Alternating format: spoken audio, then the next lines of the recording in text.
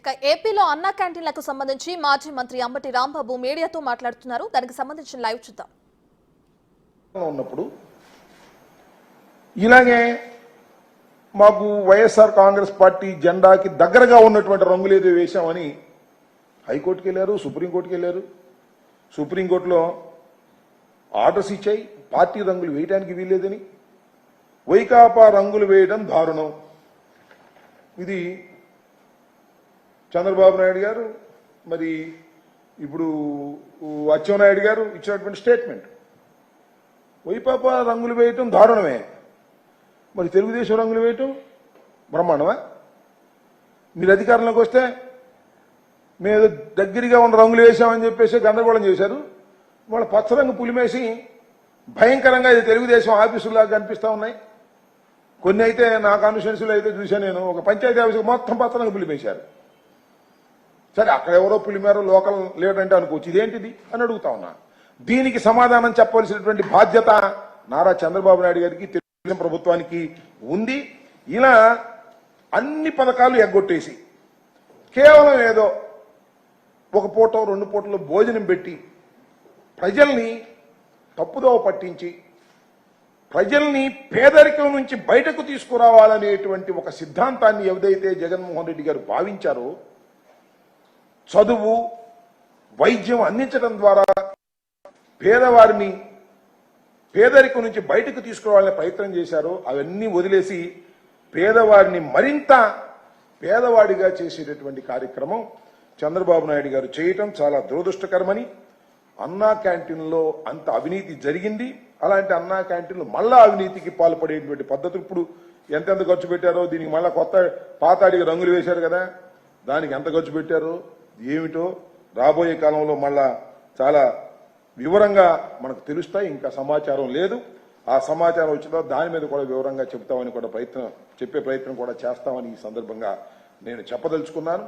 టోటల్గా నేను చెప్పదలుచుకుంది ఏమిటంటే, జగన్మోహన్ రెడ్డి గారు ఏదైతే ప్రజల్ని పేదరికం నుంచి బయటకు తీసుకురావాలని తన సంక్షేమ కార్యక్రమాల ద్వారా 2,70,000 కోట్ల రూపాయలు ఏ రకమైనటువంటి అవినీతి లేకోకుండా వారి అకౌంట్స్లోకి వేస్తే వారు చాలా సంతోషంగా జీవితాన్ని గడిపి వాటిని పెట్టుబడిగా పెట్టుకొని జీవితాన్ని బాగు చేయాలనుకున్నారు. ఇవాళ ఎన్ని ఆపేశావు. ఎంతటి పరిస్థితి ఉందంటే, డ్రైవర్లను చూస్తున్నాం పాపం, వాళ్ళు ఓనర్ల దగ్గర డబ్బులు అడుగుతున్నారు.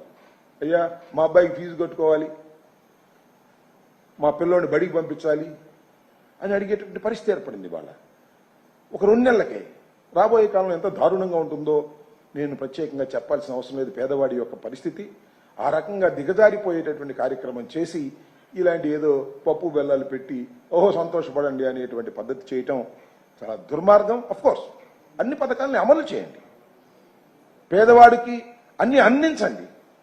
అందించుకోకుండా దీన్ని గొప్ప కార్యక్రమంగా చెప్పడం అనేది ధర్మం కాదు.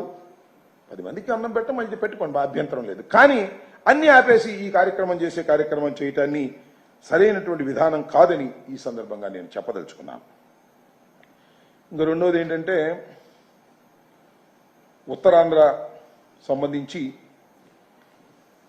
ఎమ్మెల్సీ ఎన్నికలు నోటిఫికేషన్ జరిగింది. నిన్నటితో నామినేషన్స్ ప్రక్రియ పూర్తయింది. దానిలో బొత్స సత్యనారాయణ గారు వైసీపీకి సంబంధించి అభ్యర్థిగా చాలా ఎర్లీగా నోటిఫికేషన్ వచ్చినప్పుడే వారిని అనౌన్స్ చేయడం జరిగింది. ఆ తర్వాత నిన్న ఒకసారి పరిశీలన చేసినట్లయితే ఆల్మోస్ట్ ఆల్ యునానిమస్ గా ఆయన ఎన్నిక కావాల్సినటువంటి పరిస్థితులు ఏర్పడినటువంటి విషయాలు మనకు చాలా స్పష్టంగా అర్థమవుతా ఉన్నది. దానిలో సుమారుగా దీనిలో ఇక్కడ చెప్పదలుచుకుంది ఏంటంటే, చంద్రబాబు నాయుడు గారు నిన్న